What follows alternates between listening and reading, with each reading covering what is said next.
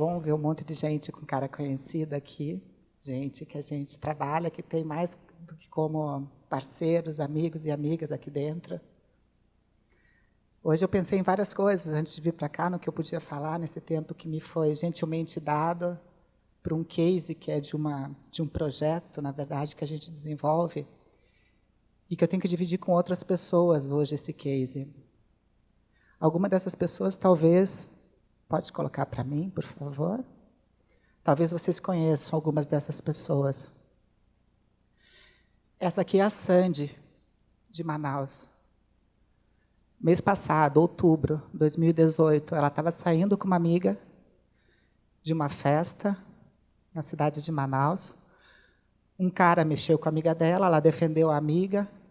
Ela tem a voz um pouco mais grossa, o cara falou, é um traveco. Começou a bater nela no meio da rua, às 6h30 da manhã, chamando de traveco, filha da puta, você merece morrer, você é a escória da sociedade. Ela começou a chorar.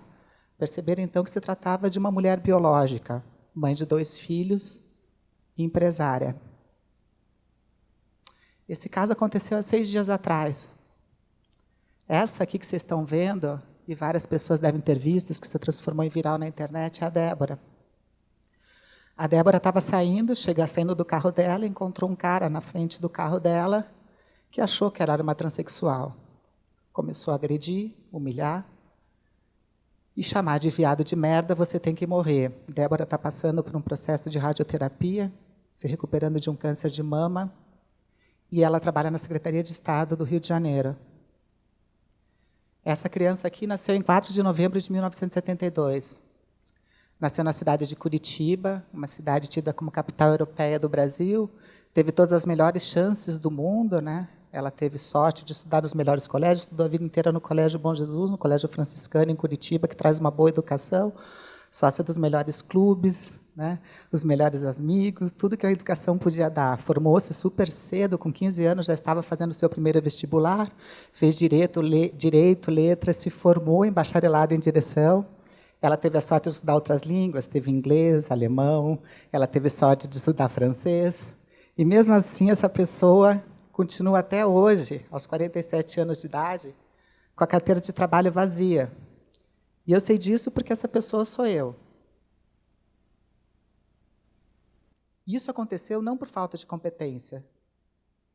Isso aconteceu por um problema na sociedade que eu chamo, hoje em dia, de viés inconsciente, mas que eu chamo de preconceito, que eu chamo de discriminação de fato.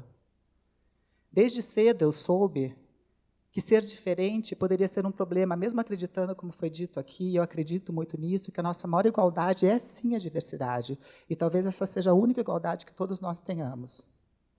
Aos 6 anos de idade, nesse colégio, Bom Jesus, estava eu e meu irmão, eu sou filha do meio, então tenho um irmão mais velho e uma irmã mais nova, e até então estava tudo bem. Nesse colégio, me colocaram no centro de uma rodinha, na hora do recreio, na hora do intervalo, e esses meus amigos e amigas de época, queriam ser meus amigos futuros para a vida inteira, começaram a bater palma e me chamar de Mariquinha. Eu, muito ingenuamente, né, não sabia o que era Mariquinha, né? Isso em 1972. O que eu fiz? Comecei a girar. Opa, eu sou Mariquinha. Muito feliz, né, gente? Afinal, eu falei, gente, eu arrasei hoje. Meu pai ia buscar a gente, né, e perguntava para cada um, e a gente contava como é que tinha sido o nosso dia. E meu pai perguntou, primeiro começava sempre pelo primogênito, meu irmão, homem ainda, né? E meu irmão contou o dia dele, nossa, eu aprendi tal coisa no futebol, e foi incrível, foi maravilhoso, tal, tal, tal. E daí passava para mim, que era o segundo filho, homem na época, e ele passava para mim, Alexandre, eu falei, não, deixa a Sabrina falar. Né? Porque eu já sabia que não ia ter nenhum dia melhor do que o meu, que naquele dia eu ia ser a estrela. E daí minha irmã chegou e falou, na ginástica olímpica hoje eu dei 2 piruetas, eu fiz não sei o quê, tal, tal, tal. Eu só olhei e falei, bom, né? Até elogiei, não sei o quê. E você, Alexandre? Eu falei, bom, gente, agora é a minha vez. Eu fui no meio do recreio, parei o recreio, todo mundo veio em volta de mim, inclusive gente de outra turma, e começaram a bater palma, me chamar de Mariquinha. E meu pai, o que você fez, Alexandre? Eu falei, eu girei. Eu girei, pai, muito, pai, porque eu era Mariquinha. Foi simplesmente maravilhoso, pai, ser a Mariquinha do colégio. A única que ficou feliz com essa situação, porque meu irmão mais velho sabia o que era ser Mariquinha, a única que ficou feliz foi minha irmã, que falou, eu também quero ser Mariquinha. Uma retardada, né, gente? Porque eu falei, gente, que mundo encantado ela vive, né? Que era o mundo que eu queria viver até hoje. Nessa situação que eu passei, então, logicamente, meu pai me contou que era ser mariquinha, que eu soube que era uma coisa extremamente negativa e pejorativa. Meu pai, como todo pai, tentou mudar essa realidade, me colocando no judô, me colocando no escotismo e falando, imite teu irmão se você não quiser sofrer nessa vida. Tentei imitá-lo, logicamente sem sucesso. Aos 14 anos fiz minha primeira tentativa de suicídio, aos 16 a segunda, ainda criança, entrando na minha primeira faculdade. Porque me achava um problema, trazendo problemas para meus pais, infelicidade, com um currículo bom e não conseguia me engajar com as outras pessoas. Depois disso, eu comecei um trabalho de militância, porque eu comecei a ver que a minha situação de privilégio era rara, e que outras pessoas que passavam o que eu passava não tinham o apoio familiar, que na época não tinha nem nome, não se falava em transexualidade. Depois de ter um nome, me falaram o que era preciso fazer. E quando eu soube do que precisava fazer, dos hormônios, dos processos terapêuticos e etc., eu falei, não quero isso para a minha vida. Eu quero ser o Alexandre, me deixem ser o Alexandre que eu quero ser. Falaram que não era possível, anos depois, não tendo cirurgia no Brasil e apoio de SUS e esse entendimento às diversidades, eu comprei um bisturi, fio de sutura e fiz a retirada dos testículos sozinhas em casa, logicamente, não sendo médica. Fui parar na Santa Casa, após isso foram 14 cirurgias para finalmente estar adequada e hoje estar aqui falando com vocês. Comecei a militar, comecei a fazer pelas causas da diversidade e o que era um problema eu transformei em solução. A vida me apontou numa série de fraquezas e eu consegui transformar essas fraquezas em capacidades, porque nós todos, e eu estou falando todos aqui, vivemos numa sociedade que está acostumada a dizer você não pode, você não é capaz, você não vai conseguir. Não é uma sociedade que potencializa o teu melhor. Ela vai procurar o teu defeito. E desses defeitos que ela apontou para mim, que foram doídos de reconhecer essas fraquezas, eu transformei em potências. A vida me virou do avesso, eu percebi que muitas vezes esse avesso pode sim ser meu lado certo, e tudo bem ser do avesso, não há problema nenhum com isso.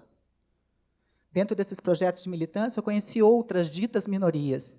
E eu queria que a gente refletisse para nunca mais usar essa palavra minoria, que é de extrema crueldade com as pessoas, sejam quantitativas, qualitativas ou minoritárias. Se existe uma maioria nessa sociedade que a gente vive, principalmente o Brasil, que é regido por tanta desigualdade, essa maioria é feita de pobres. É a única maioria que existe.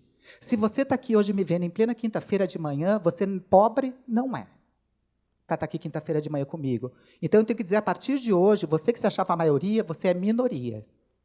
E dentro dessa minoria de pobres que eu conheci, em situações de vulnerabilidade, muitas vezes, a maioria era composta de pessoas negras, mulheres, gays, refugiados e pessoas com algum tipo de deficiência. Porque essas pessoas ficam à margem da sociedade porque nós não nos interessamos por elas. Nós esquecemos que elas são a maioria e para elas que a gente deve exercer todas as nossas ações para fazer essa inclusão de maneira real. Se a tua empresa não faz essa inclusão, tem algo errado na tua empresa que pode começar a mudar. A partir disso, me juntei com 4 pessoas, eu, Márcia Rocha, a Laerte Coutinho, cartunista, e Letícia Lanza, psicanalistas, e fundamos a Transemprego. Porque as pessoas, quando a gente foi procurar, e por que não procuravam pessoas trans, um dos CEOs, que hoje em dia é nosso parceiro maravilhoso, ele falou, a gente não chama porque é tudo puta. E eu falei, a grande maioria é mesmo.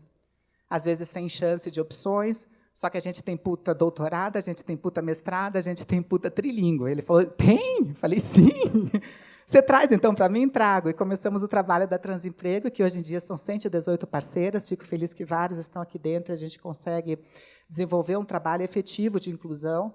Dentro desses cases que eles pediram para trazer, eu não vou citar muitos nomes, mas eu tenho que citar que é possível, sim, fazer a inserção. Nós temos a Atento, que de 78 mil funcionários, 1.300 são trans. Muito bom estar aqui com o Paulo, tudo, que todo ano a gente tem uma parceria super grande com a CEA. Semana passada, a CEA acabou de abrir 1.000 vagas para pessoas transgêneras, para pessoas voltadas à diversidade, que são temporárias, com chance de efetivação dentro, e, para mim, isso é mudança real de pessoas que querem fazer e não ficam só na teoria, fazendo palestras e conscientização. Quem quer, faz. E daí, para falar de empresas pequenas que eu tenho que falar, nós temos a Tembice, que é uma empresa maravilhosa que faz as bicicletas, inclusive do Itaú, que está aqui, né?